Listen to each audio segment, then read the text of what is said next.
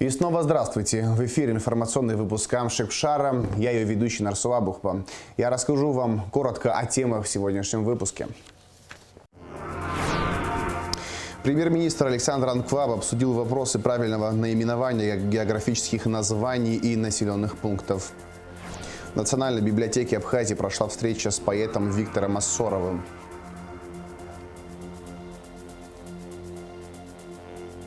«Дороги, ведущие к морю» – так называлась концертная программа с участием солистов Абхазской филармонии и группы «Анатрио».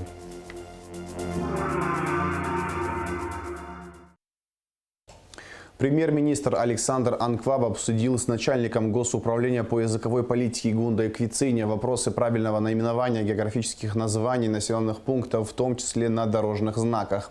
Неупорядоченность этого вопроса длительное время вызывает нарекания в обществе, создает путаницу и произвольную трактовку названий городов, сел и других географических названий.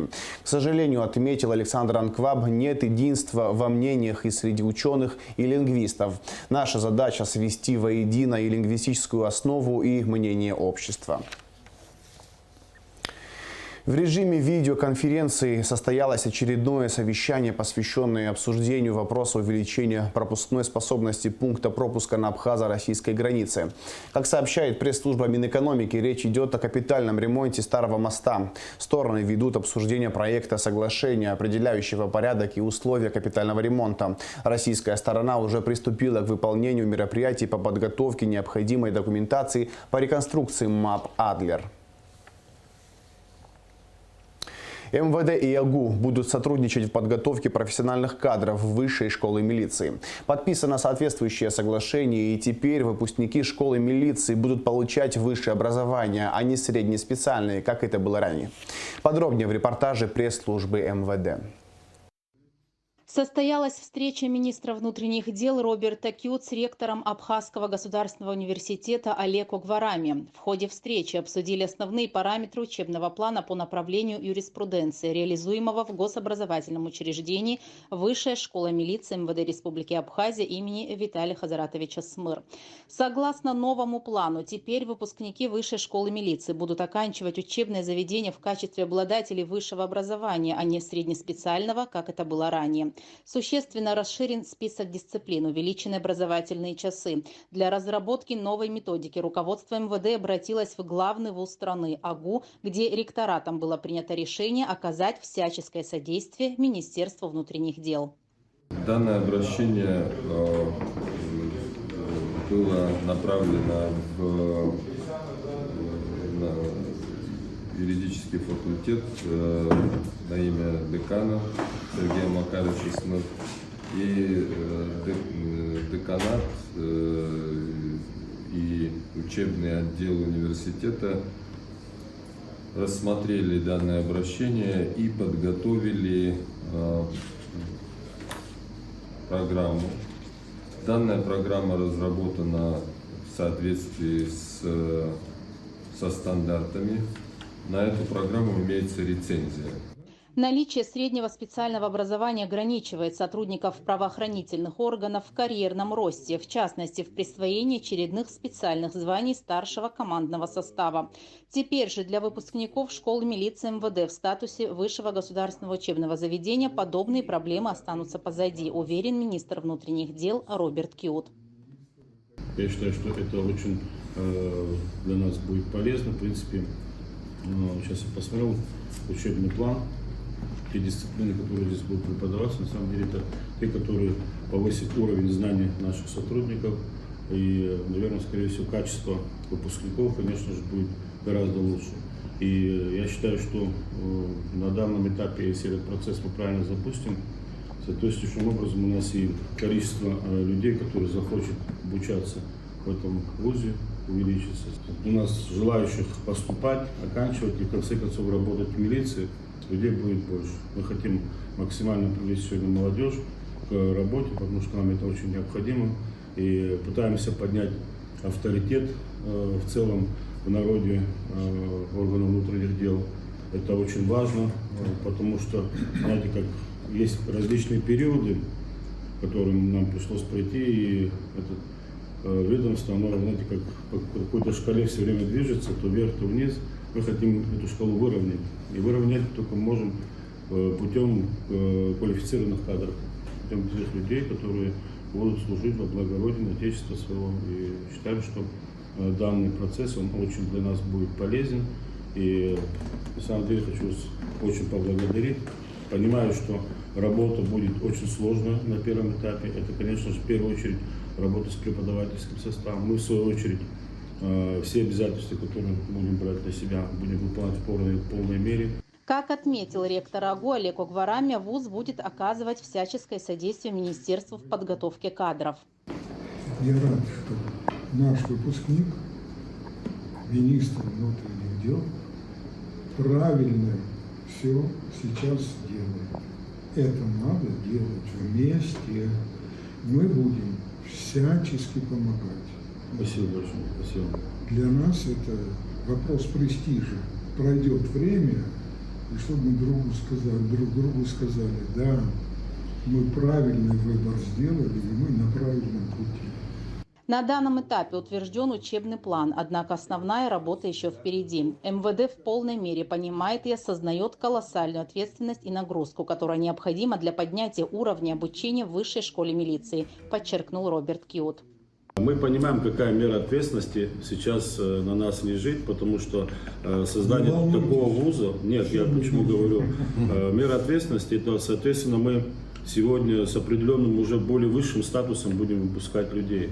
Людей, которые будут, скорее всего, куда-то определяться, и, соответственно, если мы не дадим нужного образования им, то, конечно же, у нас будет провал.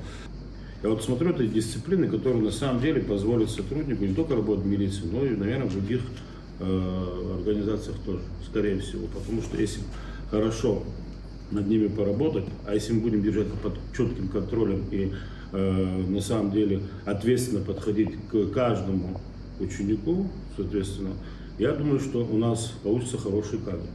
Мы готовы полностью, как говорится, да, вот под вашим чутким руководством вести эту работу.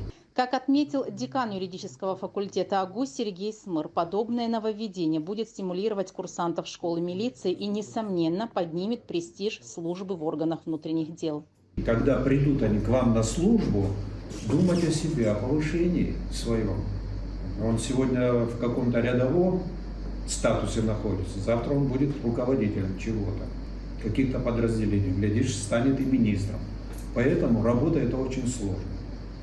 После детального обсуждения документ подписали Роберт Кьют и Олег Огварами. Стороны выразили надежду на дальнейшее плодотворное сотрудничество в сфере образования, что является важнейшим фактором в плане воспитания будущих поколений. Решением экзаменационной комиссии судей Республики Абхазия проведение квалификационного экзамена на должность судьи назначено на 10 октября. Председатель комиссии Вадим Жаня. Экзамен состоится в 10 часов в здании Верховного суда. Желающие пройти испытания могут подать соответствующие заявления в экзаменационную комиссию. По дополнительным вопросам можно обращаться по телефону 776 77 55. В Национальной библиотеке Абхазии прошла встреча с поэтом Виктором Ассоровым. Автор из Санкт-Петербурга рассказал о своем творчестве, о связях с Солнечной Республикой и зачитал стихи. С произведениями российского поэта познакомилась и наш корреспондент Рада Чичава. Встреча с современным поэтом Виктором Ассоровым проходила в очень теплой, дружеской и творческой атмосфере. Директор Национальной библиотеки Борис Чолария рассказал собравшимся не только о приглашенном госте, но и о творчестве Виктора Ассорова, с которым можно познакомиться в стенах библиотеки. Сегодня у нас событие такого рода. Человек, который полюбил Абхазию, многократно ездит, приезжает сюда и замечательно владея пером, он к нам приезжал один раз, вот такая группа книг, вот такой он дарил нам. Ну, еще вот сейчас приехал и приходит опять с очередными книжками. Я захотел, чтобы его познакомить с общественностью, я захотел, чтобы о нем знали. Люди, которые сюда приезжают за здоровьем на отдых, но мне кажется, их не покидает тот духовный мир, который, знаете, в котором есть в человеке. Рассказал Борис Чолария и о тесных дружеских связях Национальной библиотеки с культурной столицей России, из которой Борис Асоров и приехал в Солнечную Республику.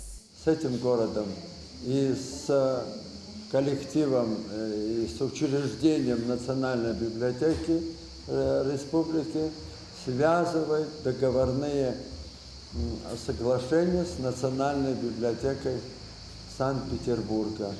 Они нам дают доступ к электронной версии, которая у них есть. Дружим.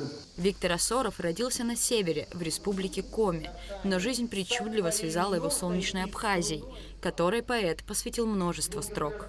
Тебе, Абхазия, я строки посвящаю, твоим сынам, прославившим тебя. И с наслаждением красотой наблюдаю твоих земель, где яркая заря. Вершины гор твоих, Абхазия родная, пленяют тысячи орлов и стаи птиц. Твое могущество и гордость вековая нас укрепляют среди многих лиц. Ни войны, ни болезни и ни голод сломить не смели гордый дух страны. Ты пережила в сердце зной и холод, тобой гордятся верные сыны. Виктор рассказал, что всегда любил поэзию и, пожалуй, даже знал, что однажды тоже возьмется за перо. Поэт и музыкант выпустил уже 6 авторских книг и записал песню.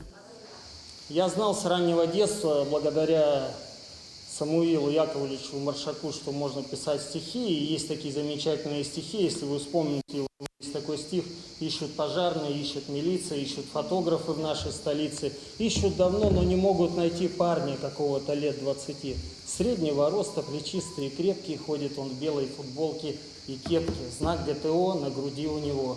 Больше не знают о нем ничего. И это произведение для меня было настолько вдохновляющим. Я ходил с этой книгой А4 формат, не умея читать, постоянно маму просил, чтобы она мне читала, мне очень понравилось. И я думаю, что как раз Самуил Яковлевич заложил вот эту рифму в дальнейшем моей жизни, которая и проросла, прородилась. На поэтическую встречу пришло множество людей, желающих не только познакомиться с гостем, но и вживую услышать исполнение стихов непосредственно от автора. Виктор Асоров рассказывал собравшимся о выпущенных сборниках стихов, о творческом пути, пройденном за годы работы, и о том, как его книги попали на полки Национальной библиотеки Абхазии. И у меня оставались в прошлом году книги. Я привозил книги своим друзьям, которые здесь уже есть в Абхазии. Мы проезжаем вот здесь с рынка. Раз проехали, я говорю, библиотека. Второй раз проезжаем, я говорю, вот куда надо книги нести. И потом, когда мы встретились, когда мы познакомились, когда Борис Шаликович рассказал, что было здесь во время войны, сколько было утрачено, сколько потеряно было книг, я понял, что мы на правильном месте, мы в правильное место пришли. Иммануил Кант писал, что поэзия – это игра чувств, в которую рассудок поэта вносит систематичность. Но, пожалуй, слов для описания поэтического искусства всегда будет недостаточно. О поэзии лучше всего говорят стихи. С выпущенными сборниками Виктора Асорова можно познакомиться в библиотеке имени Папаскир. Рада Чачава, Астамур Гожба, Абхазское телевидение. Вышла новая книга писателя Анатолия Лагула «Ануа Архо». Сборник, изданный при поддержке комиссии при президенте по празднованию 30-летия победы в Отечественной войне народа Абхазии, вошли лучшие рассказы, повести и очерки о войне на абхазском языке лауреата Государственной премии имени Гулия Анатолия Лагула. В сборнике также опубликованы переводы на русский язык Виталия Шария, Даура Начкебе и Светланы Ладария. В Центральном выставочном зале Союза художников Абхазии открылась ежегодная выставка «Летняя галерея». На экспозиции представлены произведения живописи, графики и скульптуры современных художников Абшихагба, Дианы Хиндба, Виталия Кацба, Виссариона Свижба, Руслана Габлия, Лаши Габелия, Бориса Ашуба, Людмилы Будяк и других живописцев. Выставка открыта до 29 августа. Все работы можно приобрести для частной или корпоративной коллекции. В Государственном музее боевой славы имени Ардзенба 14 и 15 августа будет открыта фотовыставка, посвященная Султану Сосналиеву, добровольческому движению в период войны и героическим женщинам-защитницам Родины, погибшим на поле боя и ушедшим из жизни уже после войны. Сотрудники музея приглашают всех желающих посетить выставку, чтобы вспомнить тех, кто погиб за свободу и независимость нашей страны. «Дороги, ведущие к морю». Так называлась концертная программа с участием солистов Абхазской государственной филармонии и группы «Анатрио». Произведения великих классиков Франческо Петрарки, Эннио Морриконе, Джакомо Пуччини, а также абхазские и неаполитанские мотивы не оставили зрителей равнодушными. В атмосферу воздушной классической музыки погрузилась Гугут Саварданя. Летним августовским вечером в столице кипит жизнь, а по дорогам, ведущим к морю, со сцены Абхазской государственной филармонии звучат произведения великих классиков Франческо Петрарки, Эннио Морриконе, Джакомо Пуччини и других выдающихся деятелей искусства.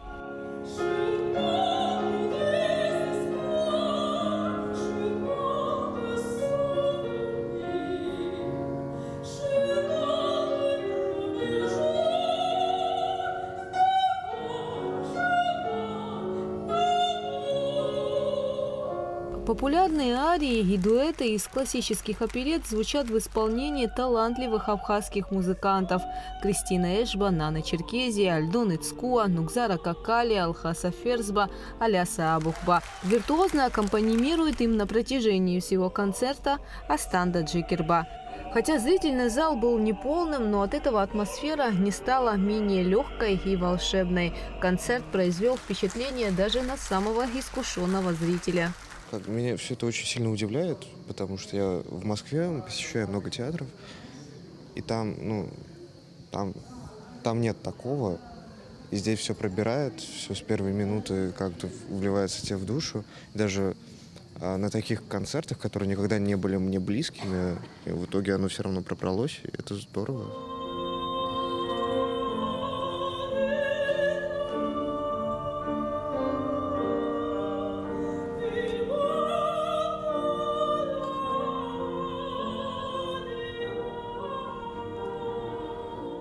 «Дороги, ведущие к морю» – так назвали концертную программу организаторы. Главные цели – хорошая музыка и отдых. Программа вся объединена названием «Дороги, ведущие к морю». Это строчка из поэтического текста одного из номеров. Наша солистка Нана Черкези исполняет песню Пуленко, которая называется «Дороги любви». И в одном из куплетов есть строчка «Дороги, ведущие к морю». Нам показалось, что это так хорошо, так гармонично и органично для нас, для нашей публики, потому что действительно все дороги в Сухуми ведут к морю, а наша замечательная филармония находится в 2 кварталах от моря. И, конечно, мы не можем не слышать этого шума волн, да, или как бы следить за жизнью моря, когда оно волнуется или спокойно. И нам показалось, что это такое хорошее летнее название для людей, которые приезжают отдохнуть на море. И вот эта строчка объединила все номера. Музыканты также исполнили неаполитанские песни и произведения абхазских композиторов.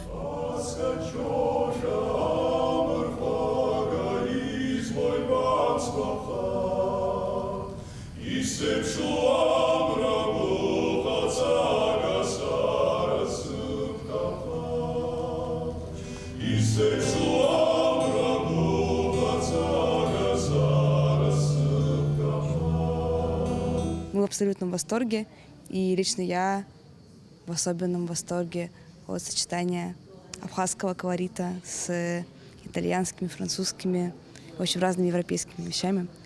Мне это кажется очень впечатляющим, то, как возможно соединять вещи, которые вроде как кажутся совсем не близкими. Хотя я всем моим друзьям говорю, что Абхазия очень похожа на Италию. Вот моя подруга сказала, что Абхазия — это маленькая Италия. Я тут поддержу, потому что сегодня звучала композиция, то есть слова, написанные на музыку Эннио Морриконе, итальянского известного композитора, к многим фильмам, которые мы очень любим.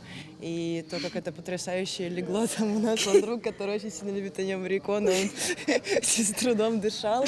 И это было потрясающее сочетание. То есть я бы никогда не подумала, что это может звучать настолько органично, свежо, ново, и вот как будто действительно просто вот смотришь кино. Хотя, казалось бы, на сцене просто люди очень потрясающе красиво поют и играют. Почти все участники концерта – выпускники Сухумского музыкального училища, а затем и ведущих российских вузов. Директор музучилища гордится своими воспитанниками. Какое-то счастье видеть своих выпускников, которые отданы профессии, которые не свернули с этого пути, занимаются любимым делом. И сегодня они показали превосходный результат. Был очень интересный, вкусный концерт, разнообразная программа. Все молодые, все красивые, все талантливые. Единственное, что хотелось бы, чтобы публики было побольше, чтобы побольше народу могло оценить их искусство. И я вот приглашаю всех посещать наши классические концерты, потому что это правда большой успех и хороший профессиональный уровень.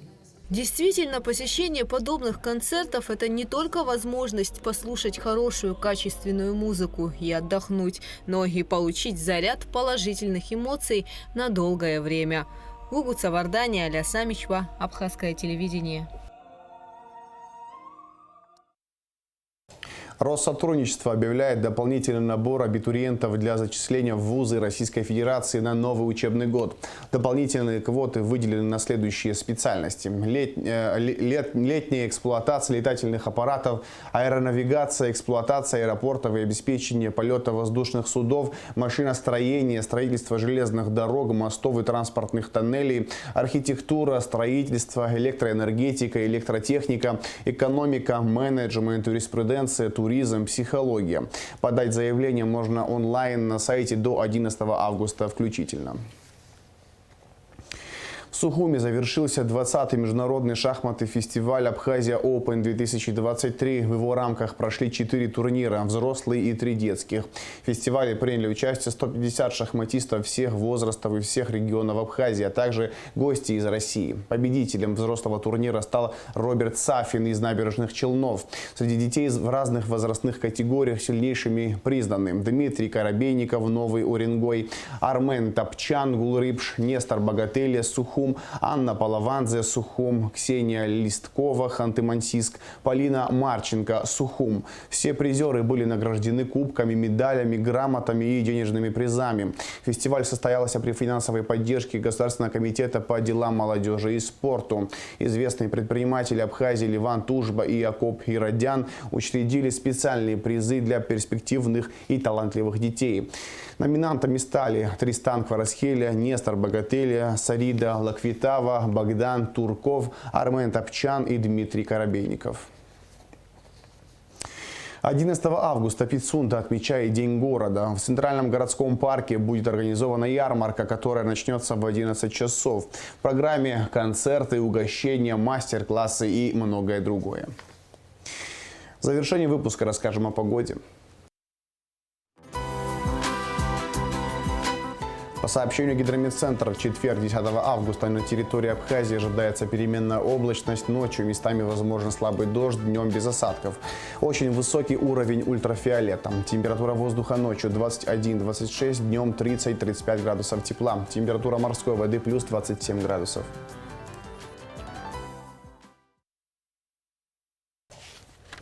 На этом информационный выпуск Камчевшара подошел к концу. Всего хорошего. До свидания.